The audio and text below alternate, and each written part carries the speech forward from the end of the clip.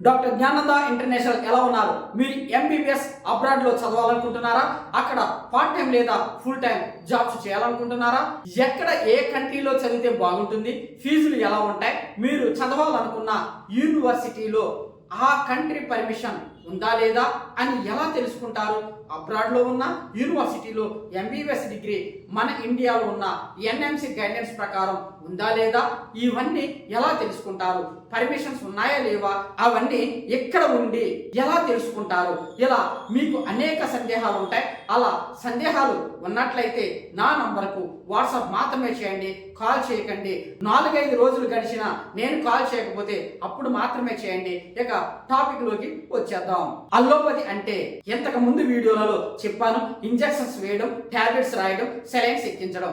MBBS అంటే bachelor of medicine and bachelor of surgery. ఈ కోర్సును ఎవరు కండక్ట్ చేయాలి? కండక్ట్ చేసే కాలేజీకి, యూనివర్సిటీస్కి పర్మిషన్స్ ఎవరు ఇవ్వాలి? ఎటువంటి పర్మిషన్స్ ఉండాలి? ఎంబీబీఎస్ చదివిన డాక్టర్స్ కి లైసెన్స్ ఎవరు ఇవ్వాలి? కాలేజెస్ అండ్ యూనివర్సిటీస్ ఈ కోర్సును బాగా నడుపుతున్నాయా లేదా? అక్కడ చెప్పే ప్రొఫెసర్స్ కి తగిన క్వాలిఫికేషన్స్ ఉన్నాయా లేవా? అక్కడ చదివే డాక్టర్స్ కు అన్ని వసతులు ఉన్నాయా లేవా? చదివే డాక్టర్స్ కి థియరీ అండ్ ప్రాక్టికల్స్ ఎలా ఉండాలి? ఇలా చెప్పుకుంటూ పోతే అలానే ఉంటాయి.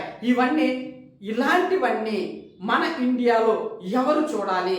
ఇవన్నీ చూడటానికి ఒక సంస్థ ఉండాలి కదా. అందుకనే మన భారత ప్రభుత్వం గవర్నమెంట్ ఆఫ్ ఇండియా చే మెడికల్ కౌన్సిల్ ఆఫ్ ఇండియా అనే సంస్థను 1934లో 1934లో స్థాపించింది.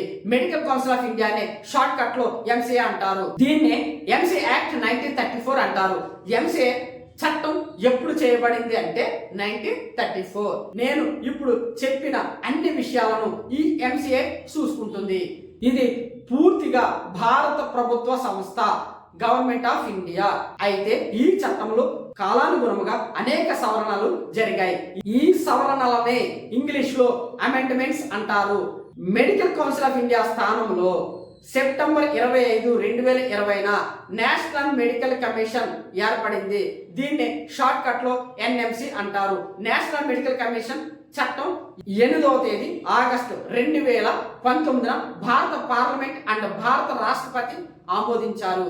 ఆమోదించిన ఇయర్ 2019, అమలులోకి వచ్చింది 2020. 2020 ఎన్ఎంసి గైడెన్స్ ప్రకారం ఇండియాలో ఎవరైనా కాలేజెస్ లేదా యూనివర్సిటీస్ పెట్టుకోవాలి.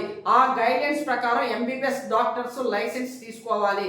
ఒకసారి చట్టం జరిగిన తరువాత సవరణలు, అమెండ్మెంట్స్ జరుగుతూనే ఉంటాయి. ఆ సవరణలు, అమెండ్మెంట్స్ అనుకూలముగా కాలేజెస్ అండ్ యూనివర్సిటీస్ పెట్టాలి. ఎంబీబీఎస్ చదవాలి, లైసెన్స్ తీసుకోవాలి. అయితే కొత్తగా అబ్రాడ్ లో, ఫారెన్ లో ఎంబీబీఎస్ చదివిన వారి కోసం ఎన్ఎంసి మరొక ముఖ్యమైన గైడెన్స్ ను 18వ తారీఖు నవంబర్ 2021లో తీసుకొచ్చింది. 2021 ఎన్ఎంసి గైడెన్స్ ప్రకారం ఇండియాలో వ్యక్తి ఇతర దేశాలలో అంటే అబ్రాడ్ లో ఎంబీబీఎస్ చదవాలి. అంతేగాని ఎన్ఎంసి గైడెన్స్ ను పాటించకుండా ఎంబీబీఎస్ చదివితే ఆ ఎంబీబీఎస్ డిగ్రీ ఇండియాలో పనిచేయదు. తక్కువ డబ్బులకి ఎంబీబీఎస్ అయిపోతుంది, తక్కువ సంవత్సరాలలో ఎంబీబీఎస్ పూర్తి అయిపోతుంది అనుకొని అబ్రాడ్ లో చదవకూడదు. అలా చదివితే ఆ ఎంబీబీఎస్ డిగ్రీ ఇండియాలో చెల్లదు, ఇండియాలో ప్రాక్టీస్ చేయలేరు. కాబట్టి ప్రపంచంలో ఏ కంట్రీలో చదివితే ఇండియాలో ఆ సర్టిఫికేట్ చెల్లుబాటు అవుతుంది. ఏ కంట్రీలో ఫీజులు మనకు అనుకూలముగా ఉంటాయి, మన ఇండియా ఫుడ్ ఏ యూనివర్సిటీలో ఉంటుంది, చదివిన తరువాత ఇండియాలో లైసెన్స్ కోసం ఎలా ప్రిపేర్ అవ్వాలి, ఇలా చాలా విషయాలు మీకు ఈ ఛానల్లో తెలియజేయడం జరుగుతుంది. ఏమైనా సందేహాలు ఉంటే వాట్సాప్ మాత్రమే చేయండి. Wish you all the best.